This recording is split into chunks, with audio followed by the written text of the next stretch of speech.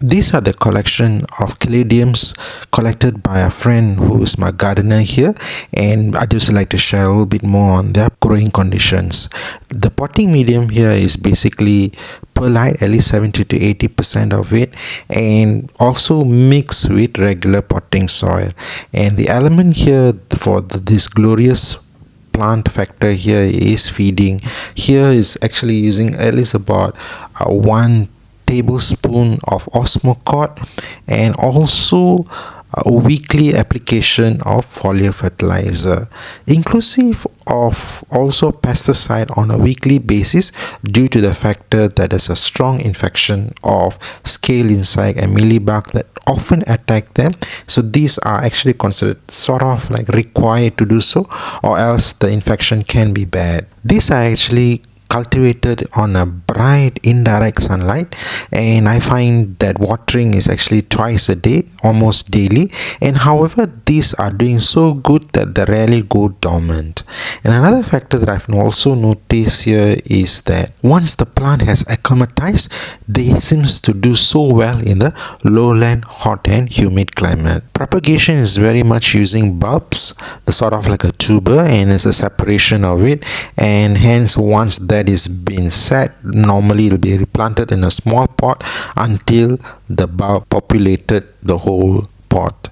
And one of the other challenges that faced here is lack of watering, which may dry out the leaves, and time to time these need to be pruned so that keeping them fresh from dead and dying leaves. Once these essential needs are taken care of, these are for long term. Another factor to mention is that these caladiums, some of it is actually native here, but most of it is actually imported from Thailand, and also some exclusive one from US. I must make mention that these require bright indirect light, otherwise their colors will not be as brilliant as this, and in most cases if they are placed in a very shaded area, they may revert to more on a green colorization. So if you notice here, more on the red tones, and especially those colored versions do require bright light. This is one of the emphasis where they will not do so well in indoor setting.